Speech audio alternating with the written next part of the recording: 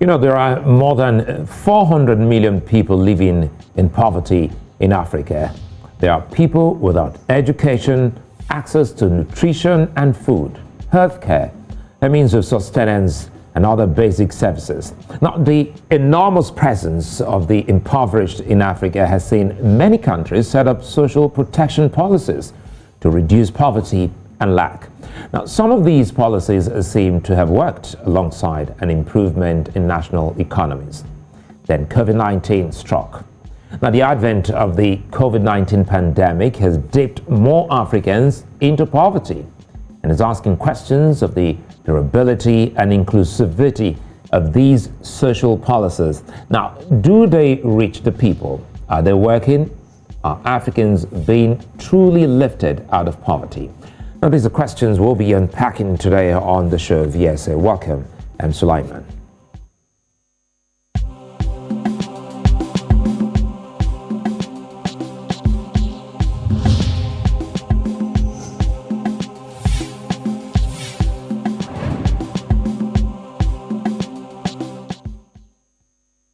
Well, in 2019, the Nigerian President Muhammadu Buhari vowed to lift 100 million Nigerians out of poverty in 10 years, with social policies that will outlast his administration and work to improve the living conditions of Nigerians.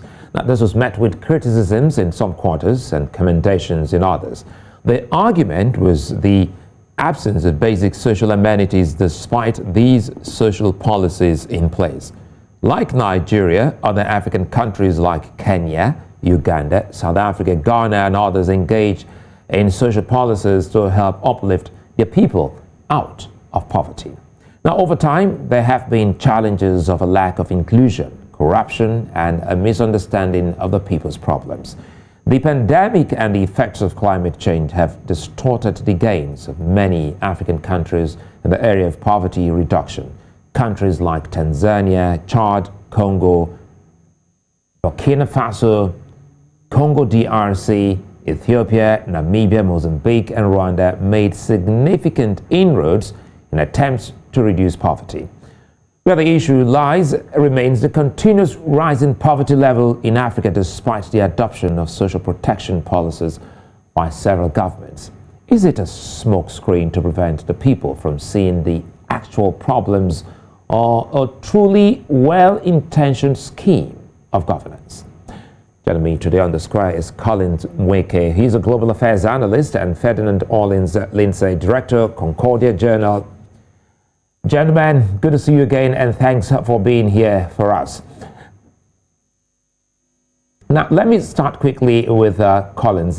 What do you make of social policies, especially looking at the continent, Africa?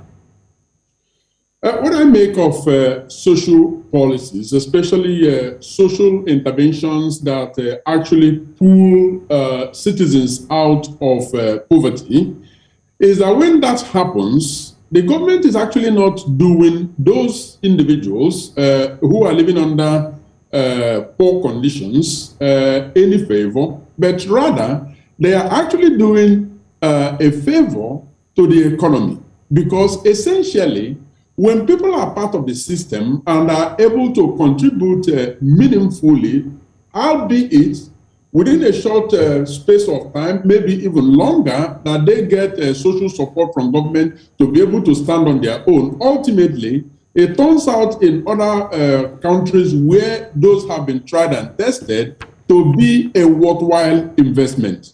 So in Africa, I think the time has come for those in charge of managing the economy and the government in general to begin to see it from that perspective, from the perspective of social intervention being a long-term investment in the economy, in the people, not to talk of, getting people to live a decent life, because that was what they signed up for when they decided to go into public service. So those are my initial thoughts. Let me leave you for a bit and go to England, where Ferdinand is. Ferdinand, good to see you, and thanks for your time as always. Now, quickly, listening to Colin, and also, you've always had this focus on the continent. Let's start talking about social policies. It would seem as if governments across the continent have the good intention of putting in place these policies to help better the lives of the people. What do you make of how they conceptualize these social policies to help uplift the people? First thing I have to do is I have to agree with Collins in respect of what he said about the government not doing the poor people any favor. When the poor begin to participate in economic activity, they are doing the economy a favor by adding their quota to whatever is going on. So on that, I would agree with Collins. Now, as to whether African countries are doing the best that they can, I have to say to you, it's very believe that that's what's going on, because everywhere you look, I got a United Nations pull-out countries such as Tanzania, Congo Republic, Burkina Faso, and Ethiopia and Namibia. Now, these are African countries who their population in poverty. All the others seem to be getting further and further away from the aim of bringing as many of their people out of poverty. So directly to your question as to whether there's much going on in respect of African countries, what their governments are doing for the ordinary people who are suffering poverty. I don't think there's much going on, and especially with the advent of COVID pandemic, things are going to get more difficult before it begins to get better, if that. Well, I'll come back to you, Ferdinand, and I hope we can get a better connection. There's this off and on glitch speaking with you. Sometimes I think I've not been able to get it. Yes, I'm having difficulty hearing you as well. Oh, I'm hoping that this can be sorted out before I get back to you. Let's quickly go to Colin. Colin, Ferdinand, you and Ferdinand on the same page, listen to your opening submission. He's also on the same with you. But again, let's start talking about the systems in place. He's been able to also tell us some countries on the continent, and if you look at these countries, there's hardly anyone on the continent you would actually put as a better example, as a system that is working with the full intention of truly helping to uplift the people. So is it safe to ask if there are good systems to achieving poverty reduction that these leaders haven't explored yet? Oh, yes, absolutely. And I would look beyond Africa for such good examples. There are quite a plethora of them, but I think it's important to look at the transferability of the systems that have worked elsewhere to see the extent to which those could be, brought to Africa, albeit with some adjustments to suit the African idiosyncrasies. A specific example would be China. Now, China started a bullish, very, very aggressive poverty eradication program around 1978. Now, in that period, they set a very, modest target of getting about 10,000 people out of poverty, and that is about 100 million, 10,000 a year, which is about 100 million in 10 years, which is about the same target that Nigeria has, put out now. Now, what ultimately turned out was that over a period of 40 years, China was able to get 800,000 people, 800 million people out of poverty. And that was 200 million in 10 years, double of the target that Nigeria has. How did they do that? I think that's a pertinent question. Well, simply put, they decided that considering the vast population that they have, arable land and so on and so forth, that agriculture was the way out of poverty. So they invested in the people, they invested in land, but they saw agriculture as an all-encompassing program, and it was also made an all-government affair. So it was not just enough to invest in crop production, but they also saw education in, investment in education, in infrastructure, as very, very pertinent to actually, supporting the initiatives around agriculture. Now, I believe that Africa, Nigeria, to be more specific, with the sort of, arable lands that they have, and also the share of land, urban and rural area, and also the overpopulation of the urban cities, I believe that investment in agriculture would be one very, very viable way to go. Now, one example to take from China was also the establishment of the Agricultural Bank of China, which was actually the implementation arm of their poverty alleviation strategy. And so Nigeria, I believe, would have a lot to borrow from that. Now, there are other examples in the Western world, and in the course of the program, there might be opportunity to touch briefly on those. But I believe that the example that serves Africa best would be China. Well, Colin, before I go to Ferdinand, keep in mind, I'll come back to you so that we can explore more on the China example, knowing full well you just mentioned agriculture. And in Nigeria, for instance, Nigeria has the Bank of, Industry, the Agric Bank, and a few other things. And people are wondering, why hasn't it worked? So we'll come back to you. So, Ferdinand, I think looking at your connection looks like it's a little bit better now. And again, thanks for your patience and your time. Now, let's start talking about what can actually work for the people. Listening to Colin a while ago, he gave us the Chinese example, and he's been able to talk about the modest, startup by China, with a, modest number, saying that this is what we want to do in so number of years. It starts with, the intention.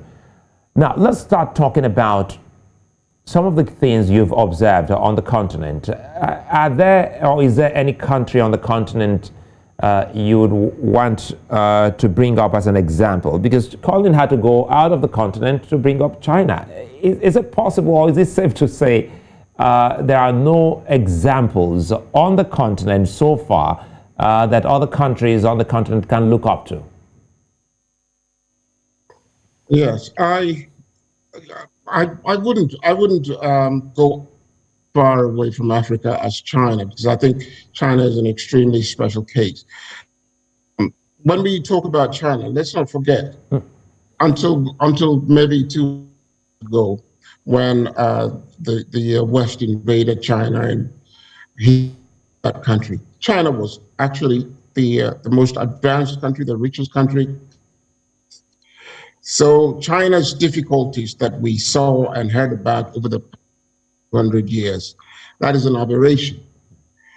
China is essentially to what it has always been ever since it became a country about 4,000 years ago. What we have to do is look close. At the moment, the country that I can see that approximates to reasonable for Africa to emulate would be Rwanda. Now, I understand that Rwanda has a problem with the president, who, although he is achieving his targets, he's still with a lot of, and I'm sorry, let me just turn this thing off.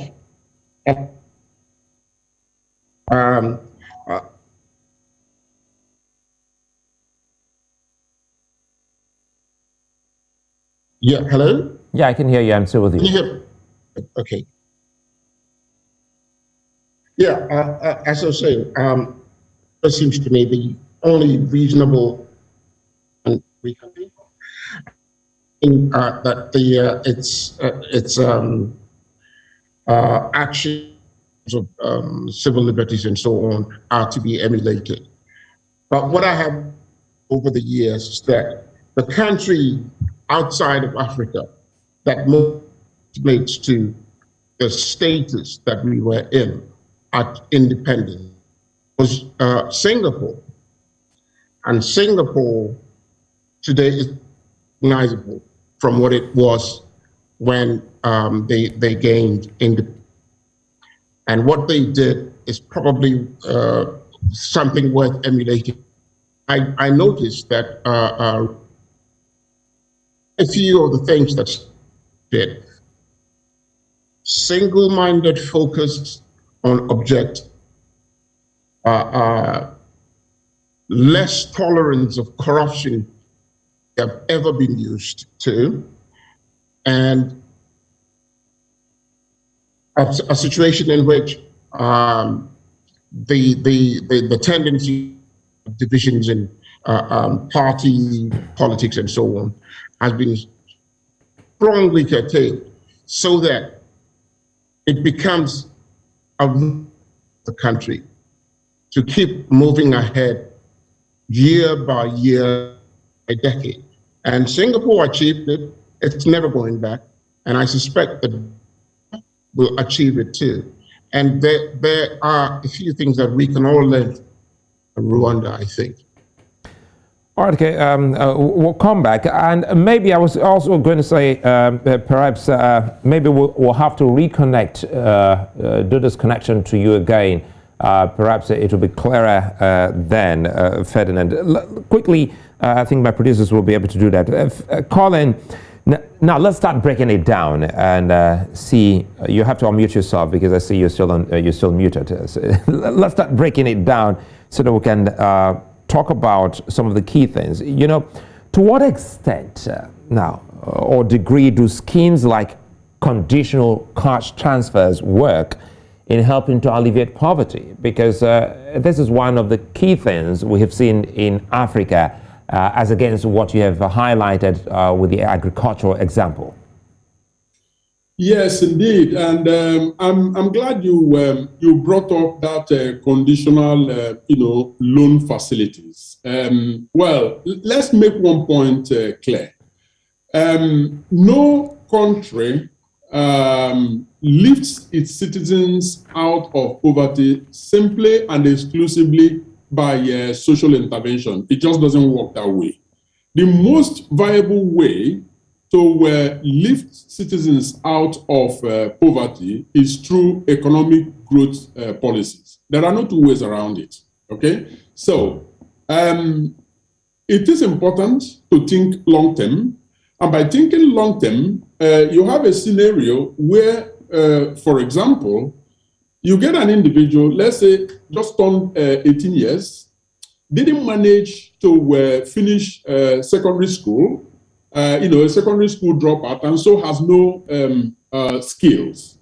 Now, when you get this individual, what you do is you start off a program to see exactly what skills, because there will definitely be a skill that this kid has.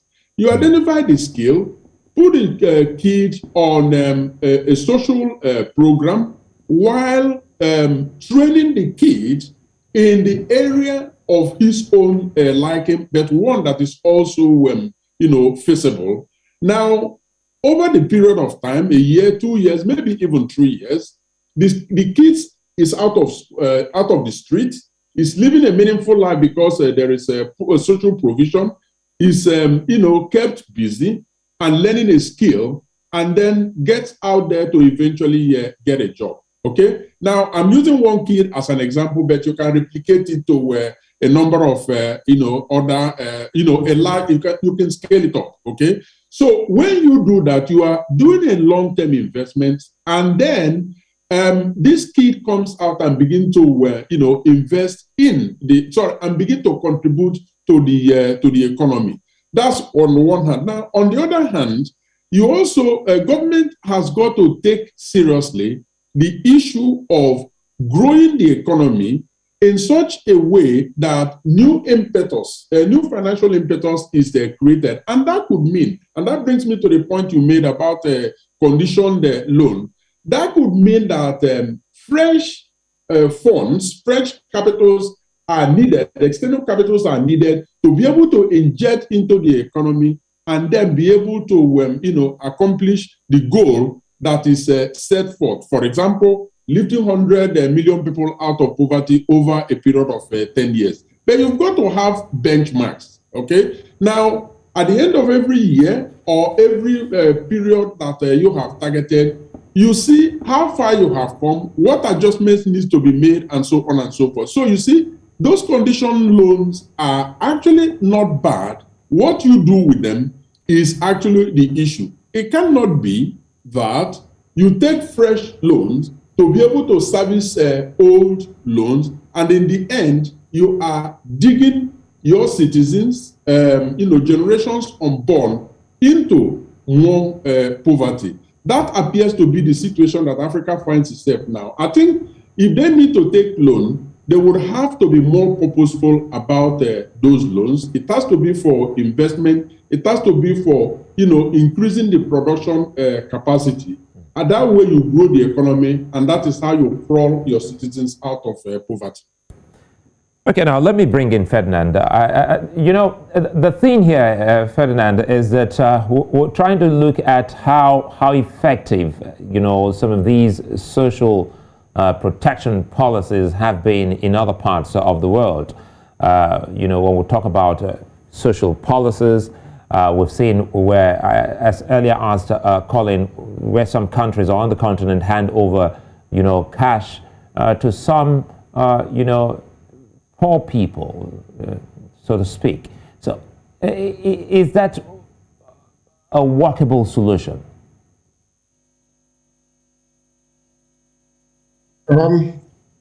Sorry, I'm having with your technical people at the same time as listening to your question. I have to say that it depends on how much people are going to be given. Make a difference in what they can achieve with that initial investment.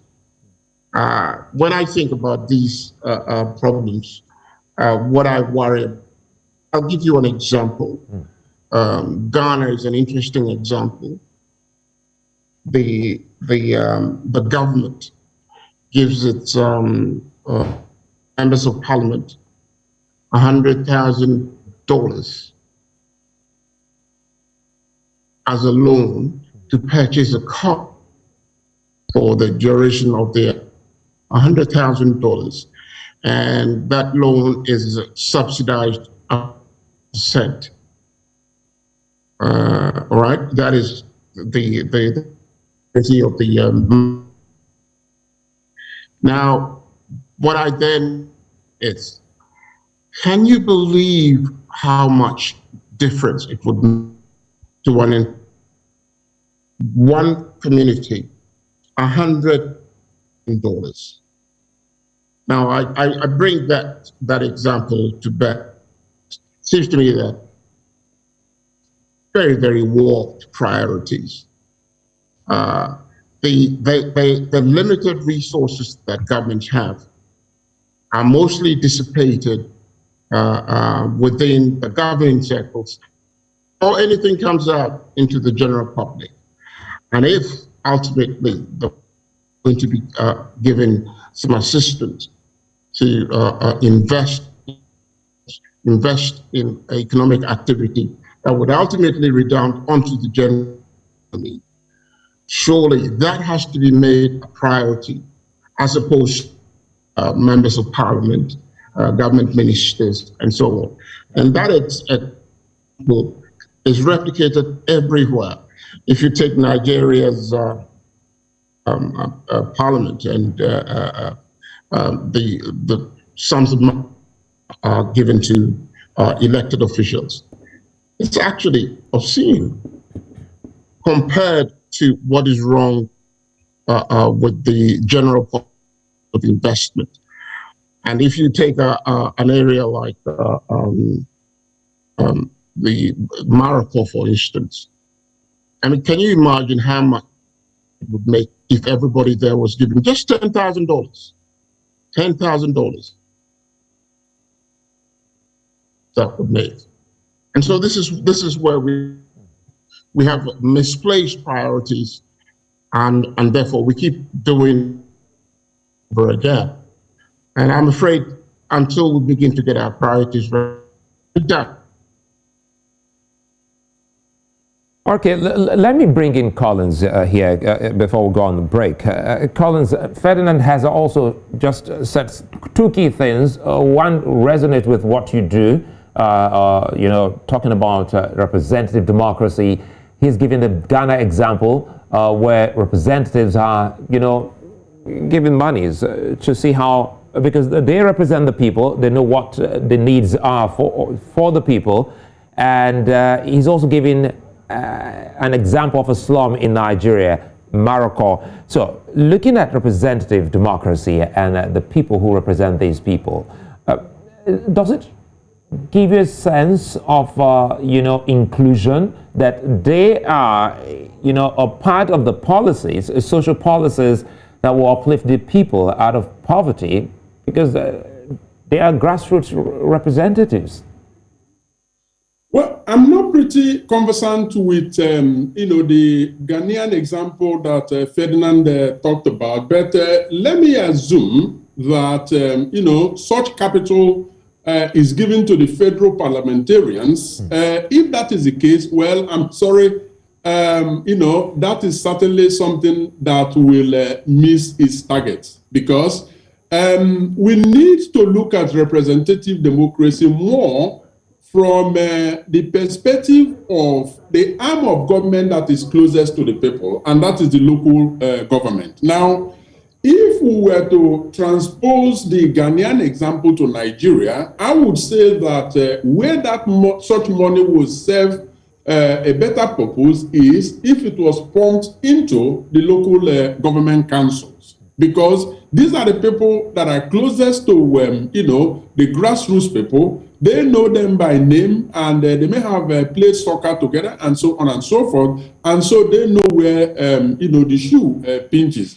And in itself, it is a very, very good example, because as a matter of fact, research upon research has shown that if one of the most effective ways of fighting, poverty is actually involving the target group themselves, not only at the implementation stage, but actually at the conceptualization of the policy.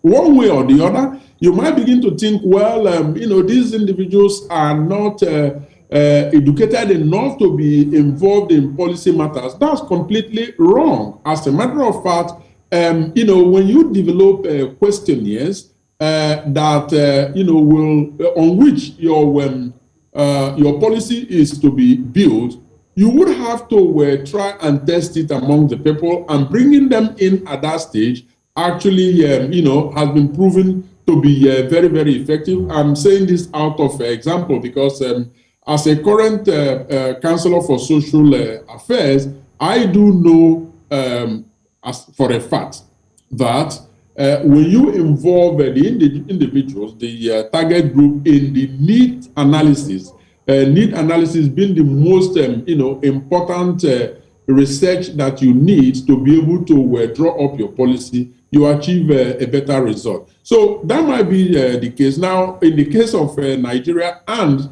the obscene, to borrow Ferdinand's words, kind of emoluments that they are paid is part of the dislocation in the system, one of those things that are illogical. And that's why I personally maintain that there is enough resources in Nigeria to go around if certain segment of the society, the elite, would be less greedy.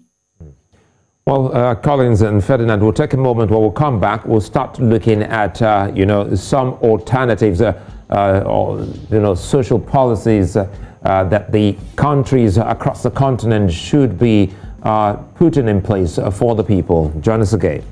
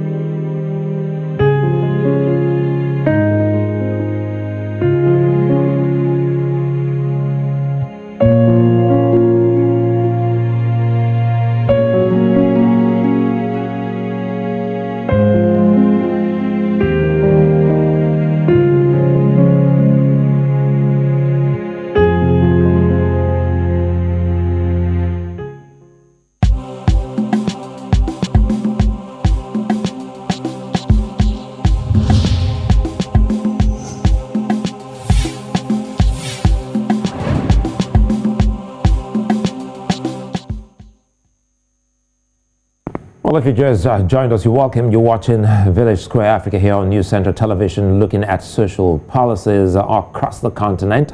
Well, as job losses increase, the risk of poverty also increases, and so is the amount of money spent on social assistance programs. Now, there are young children to cater for, geriatrics to care for a massive youth population without jobs. This is the story in most parts of Africa. South Africa, in comparison to others, is doing well in terms of social assistance.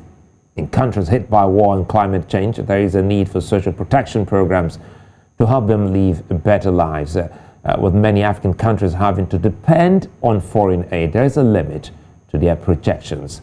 Presently, the world is talking about what's happening in Ethiopia as poverty rises and the children and women are in dire need of supplies. Now, I still have with me Collins Nweke and Ferdinand Orleans-Lindsay looking at this. Gentlemen, thanks for your time. As we move on, let's quickly start with you, Ferdinand. Understanding the peculiar problems of Africa and trying to borrow a leaf from the rest of the world will help here. What will likely work best for the continent, Africa? Ferdinand. Again, I come back to this question of I'll be. Sometimes it seems as if things haven't happened before. It's not rocket science. There are tried and tested ways in which to pull lots and lots of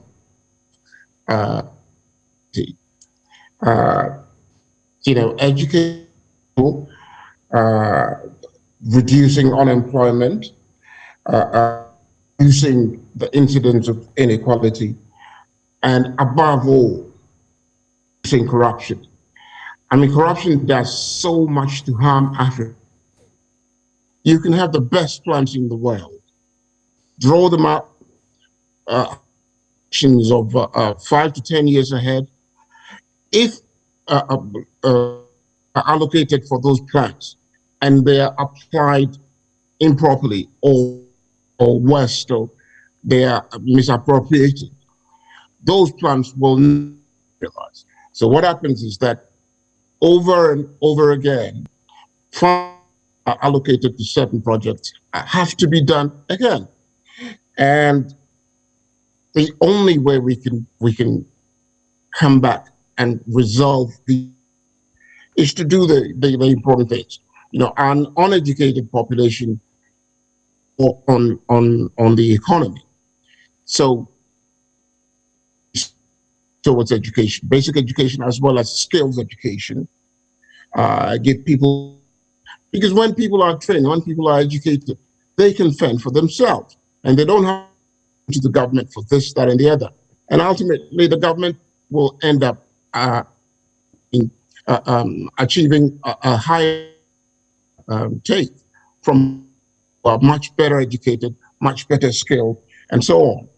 And when these people get better education and It reduces unemployment. People go to work, people pay taxes, and more revenues. And what does it do? It has the opportunity to engage in the activity, ensure that the country develops. And from there on, you talk about decreasing the incidence of corruption. There's corruption everywhere, but I have to say, in Africa, corruption is as if it's a religion, and have situations where whole budgets are stolen, right? Entire budgets are stolen, and you have to devote other resources to the same budget that has been the previous year. I mean, that's absolutely maddening. So that's the things that we can begin to focus on. I'm talking that is practical so that people acquire skills quite quickly. Because when no skills, no education, what do? They fall victim to all these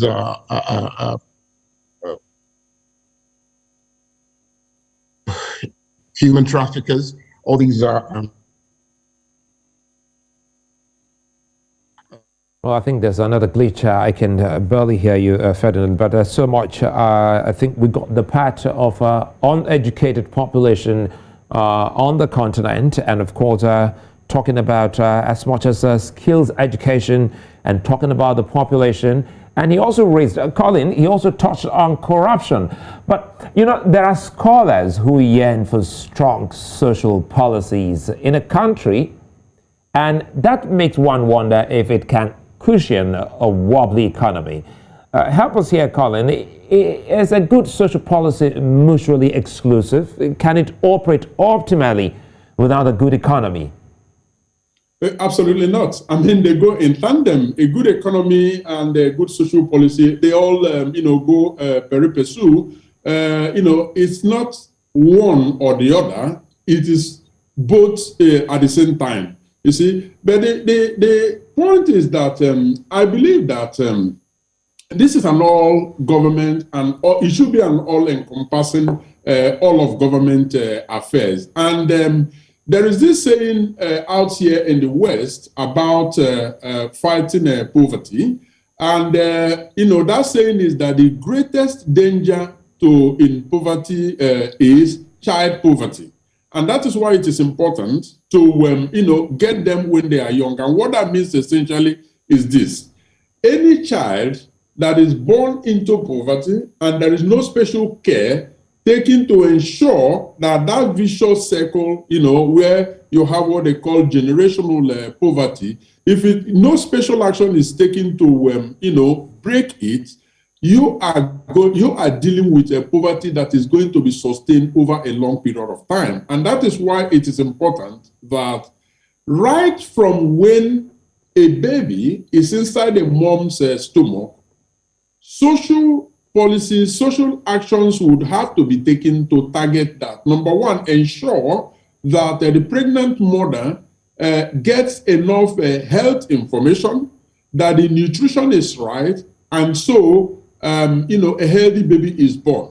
Now, there are many ways to do that. Determine, for a start, if the family into which the baby is going to be born have the capacity to look after themselves in this manner. If not, government steps in. Like I said, this is long-term investment. When you do that, you are not, doing it as a favor to the child. Another area that I think deserves, very critical attention is technology and innovation.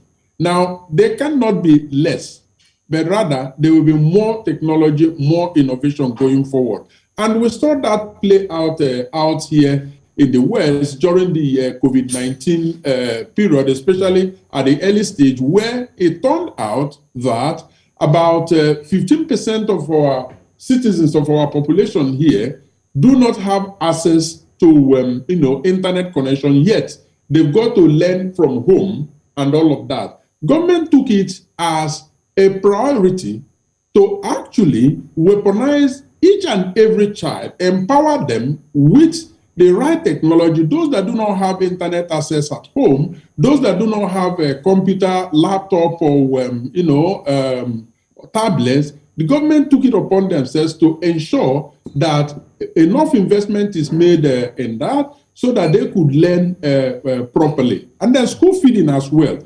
There are isolated examples in Nigeria where it takes place. For example, in Osun State, I was personally present, I believe, some 9-10 years ago when it was being developed under, Ralph Arebeshola, where they ensured that every kid, especially in the primary school, had something to eat while they were in school. So it created incentive for kids to leave the streets and go to school, because today it is estimated that in certain parts of Nigeria, over 13 million kids are out of school. What we are dealing with, Sly, is 13 million potential bandits, 13 million potential terrorists. So the earlier that the government stepped in to give them education, get them to, get themselves busy with something meaningful, the earlier you are solving a problem that is actually going to play out in years to come. So these are bits and pieces of areas that need to be looked into, because take, for example, the health issues. I recall, going by example from what we had done here.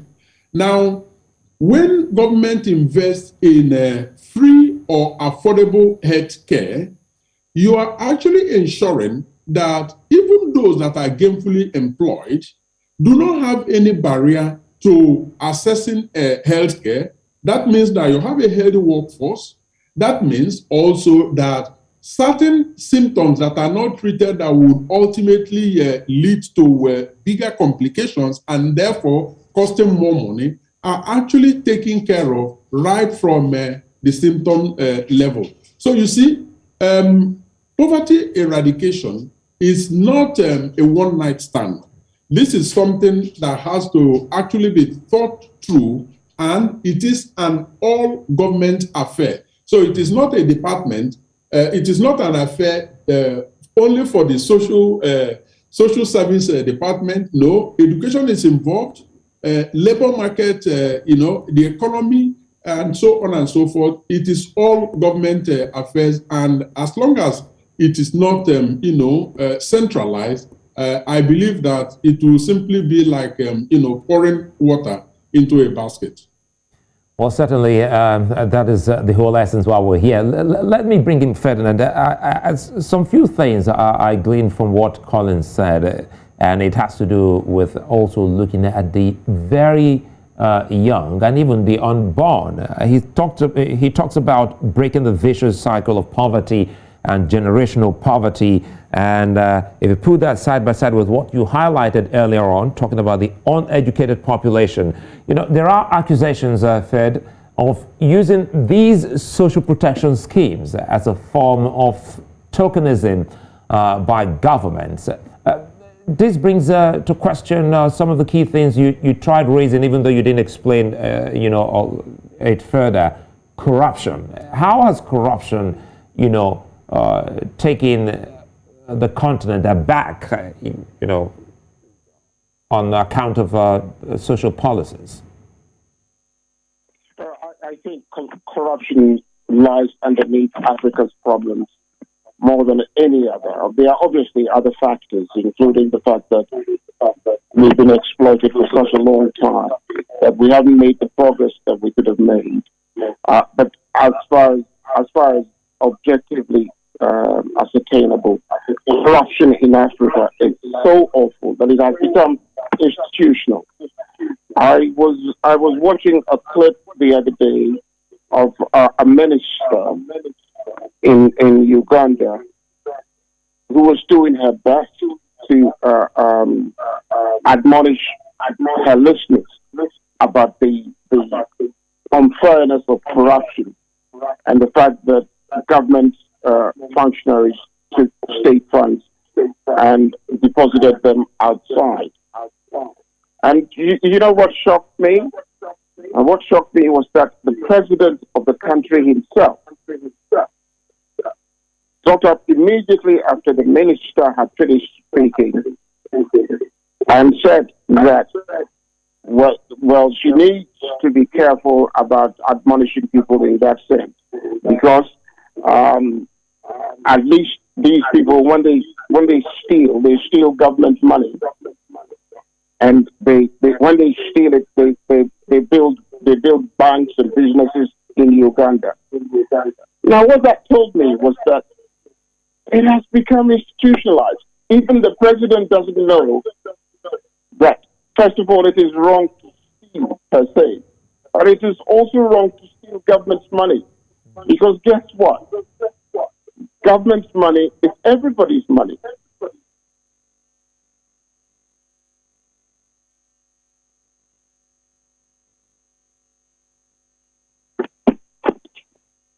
Well, I think we'll get back to Ferdinand. We'll close in so that we can actually get a sense of what some other organizations like the AU and the African Development Bank.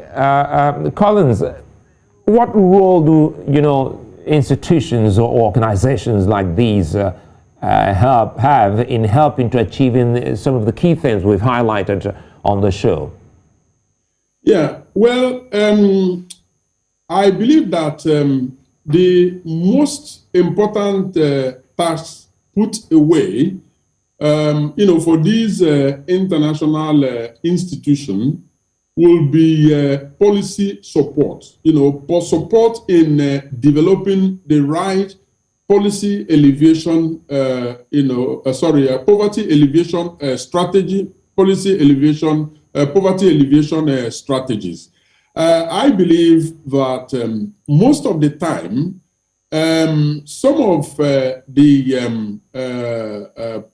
policies in place are actually not based on tried and tested practices.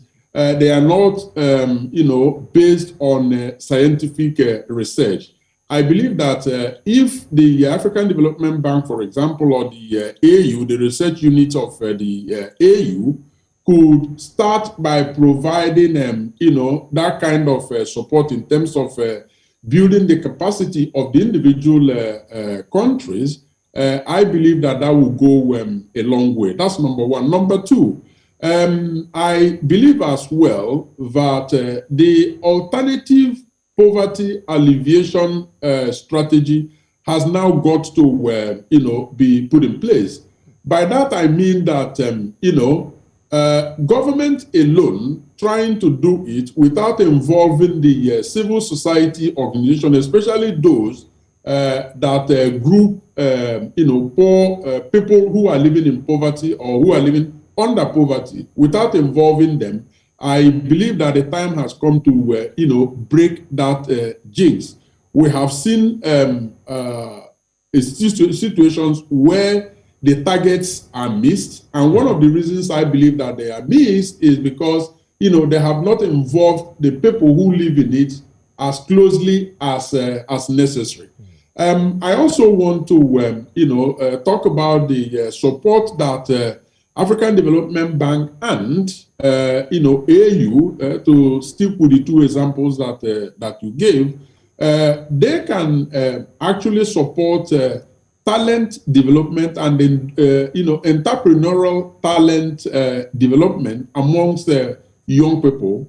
I'm not saying do away government. Government is always needed, but in the past, where 100% of such supports have been passed through government, I believe that at this stage, a situation where government comes in as a regulatory agency to oversee what is happening without necessarily playing, the key role of handling the finances, has actually come where, organizations, particularly those that work with the target groups, are actually empowered financially and directly from these, bilateral, multilateral organizations to be able to do their work. And finally, I think it bears emphasizing that investment in technology and innovation from very, very young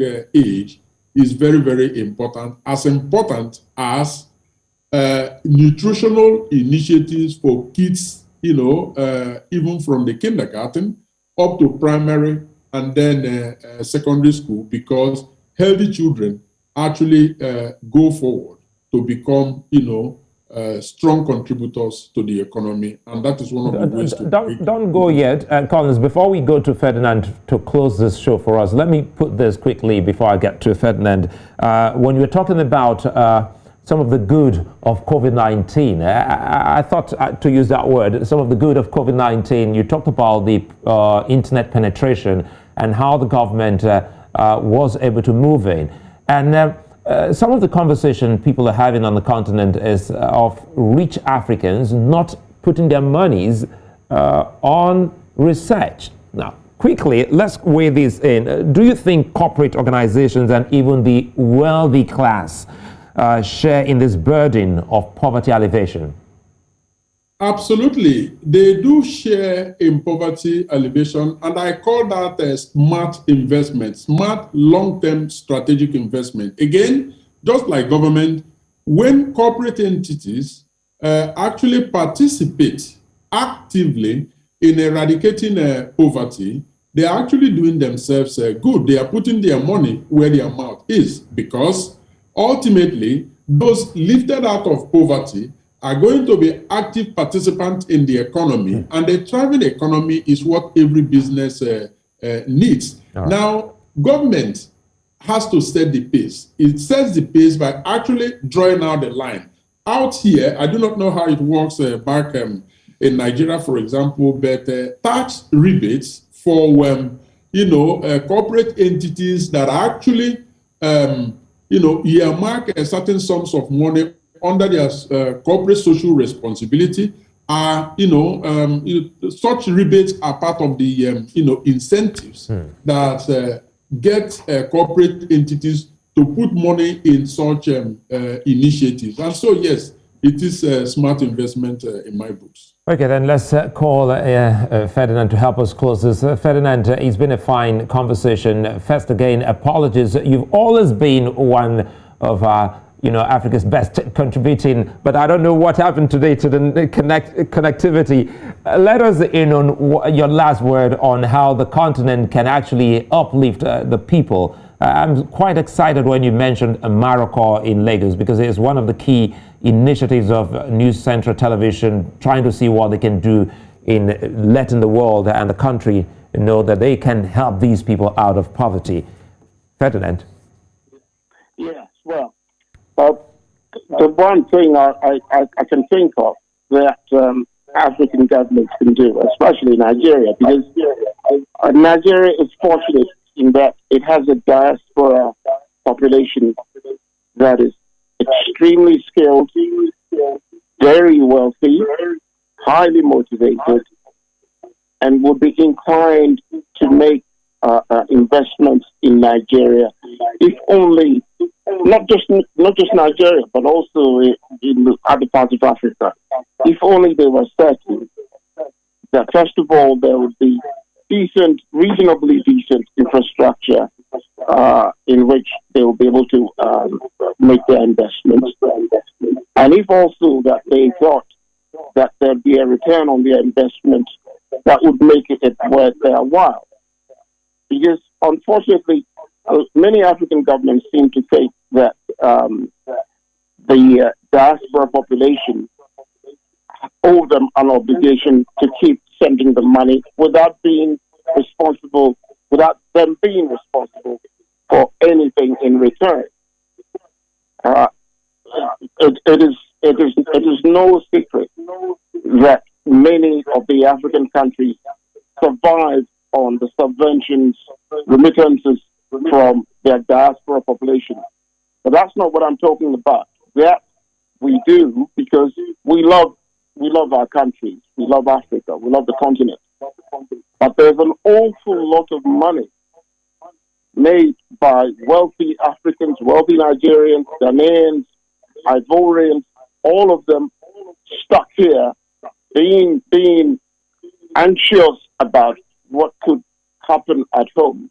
or what could happen to them here, because unfortunately in the West, there is still quite a lot of antagonism towards black people.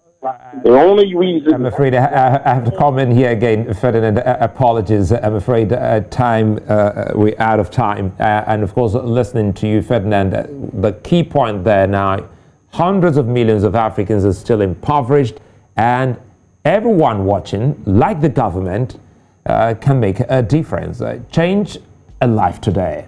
Well, many thanks for being such a nice company, Collins Nweke and Ferdinand Orleans-Lindsay. Sulaiman, I'll see you again. Bye-bye.